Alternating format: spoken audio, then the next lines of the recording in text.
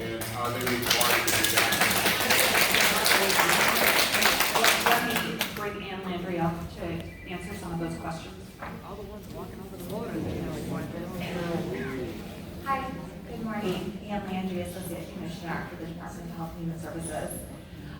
All of the refugees go through Operation Allies Welcome, which is the federal program around Afghan evacuees, as well as our regular refugee program, go through medical screening upon coming to the country through the federal government. We do not have anything to do with that. That's part of the federal program. I believe they are being COVID tested as they come, just like anyone coming from the department, but I have no information about whether they're required to be vaccinated. So I can answer that. In my discussions with the government, they confirmed that they go through a vaccine process, not just for COVID, but for measles, for a variety of things. So, yes.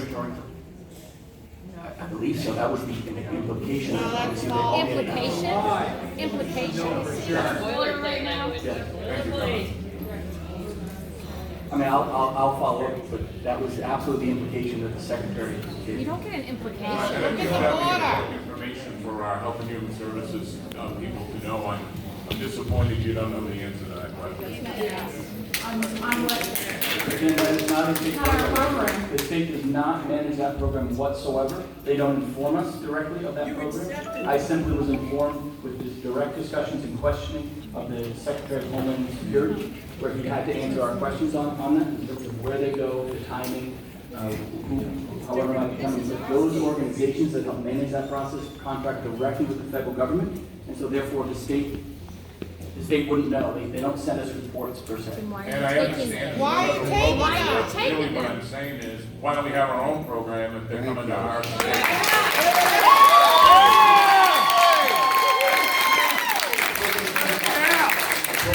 Or a policy might be a better word to see if we want them to be vaccinated, we want them to be tested before they arrive here. That's all.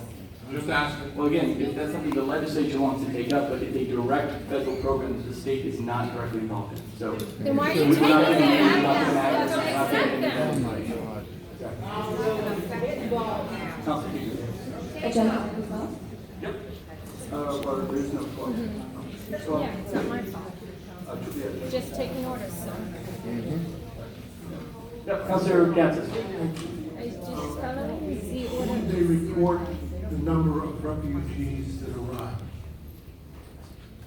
The three entities that are contracted with the federal government, we have ongoing communication with them, and they will report to us the number of refugees that we expect to receive in New Hampshire.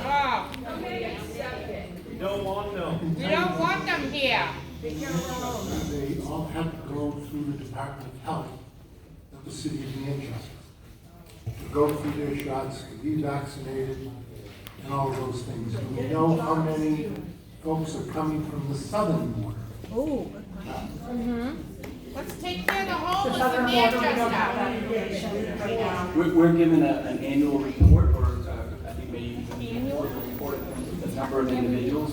We've taken folks from the southern border for years. It's a very, very little amount.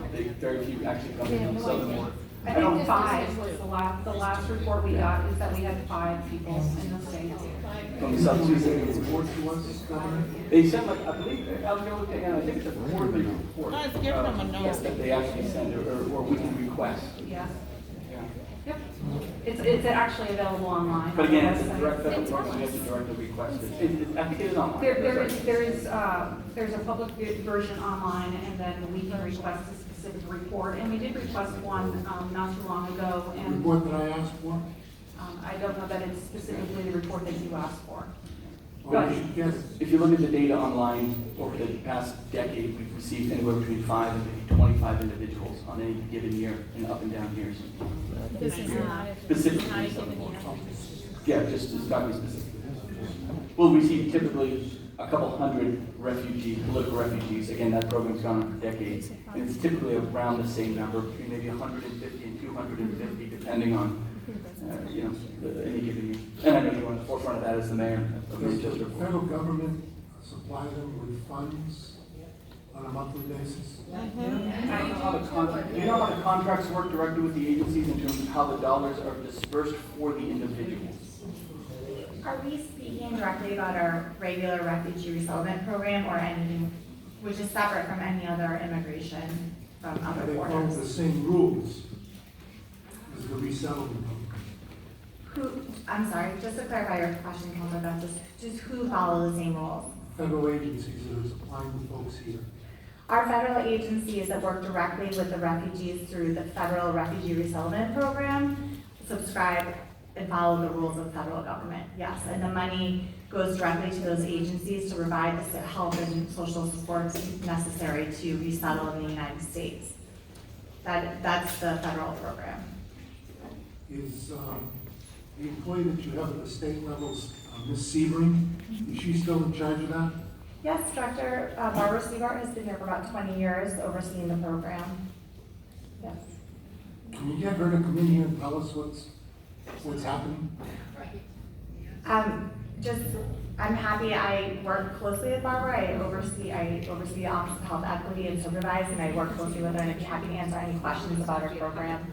I mean, we're happy to have Barbara submit some information, but I'm just not sure what question you're answering. Can you send a copy of the report that is filed with the federal government to all the councils, please?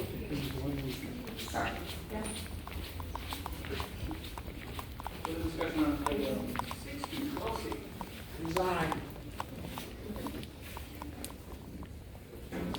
Seeing none, all in favor of items 6 through 12C, noting that item 12 has been removed, please signify by saying aye. Aye.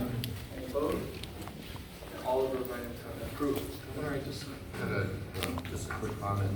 We passed agenda 2A and it went right over my head, and I wanted to thank Commissioner Arlinghouse, working with my intern, Jane Dry, on this Lafayette Farewell Tour historical marker, which will appear in the grounds of the State House next year. But I just wanted to, since she was in the audience, I didn't know it, I just wanted to point it out. And I appreciate Commissioner Arlinghouse and Virginia's effort with regards to using the internship and using the process of state government to be allowed to be able to go through the joint various committees, historical committees, to finish this process and to make it a part of her mission statement that she started out with her internship. So thank you. Thank you. So moving on, I'd ask for a motion to adopt agenda item 13 from the Department of Health and Human Services from the Division of Medicaid Services. So moved. Second. Any discussion? Councilor Wheeler. Yeah, Governor, this contract is, our agreement is unusual in that it allows for an unlimited number of renewal options thereafter.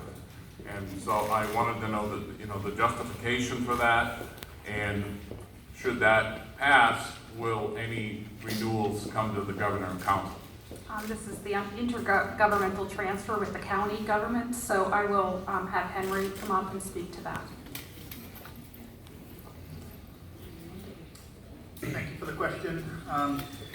Henry Lippman, Medicaid Director. This implements the state statute each year for the counties to be able to make, as the Commissioner mentioned, the transfer to fund long-term care and home and community-based services. So I think that's why we expect it every year. If we're going to be able to follow the statute, we'll need to come back to you, and we will come back to you every year. So you will come back. It sounds to me like something we should probably put in the MOP and not have this automatic authorization going forward. Yes. But I just wanted to make that comment.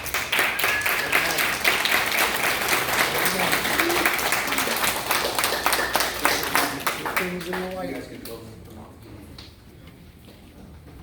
Further discussion on item 13? Okay, seeing no further discussion, all in favor of item 13, please signify by saying aye. Aye. Any opposed? No. Knowing no on item 13, it does pass. And now it's for motion to adopt agenda items 14 and 15 from the Department of Health and Human Services from New Hampshire Hospital. So moved. Second. Any discussion? So we had a meeting on Thursday, Seeing none, all in favor, Wednesday, signify by October saying 13, aye. 2021, Any opposed? in Concord, New Hampshire. Joe I'll Kelly now from ask for Notified motion to reporting adopt live agenda from items Concord, 16 New Hampshire. through 20 Thanks for from the watching. Department of Health and Human Services.